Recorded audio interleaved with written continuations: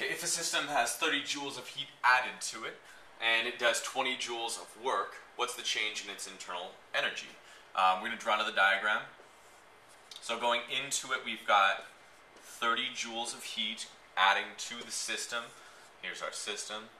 And then it does 20 joules of work, so coming out of this, we're going to have 20 joules of work. And then what's the change in its internal energy? So we want to know what's happening inside of here, what the difference is, or what the change is in its internal energy. So find known values. I don't know the change in the internal energy. Okay, I do know the heat added, which is Q, is 30 joules. So it's 30. I wrote 20, but I meant 30. 30 joules. And my work over here is going to be 20 joules. Cool. Now we're going to plug it in. So we'll do delta U equals, and I've got Q minus W, so the heat that went in, and then subtract the work that it did. So let's plug our values in.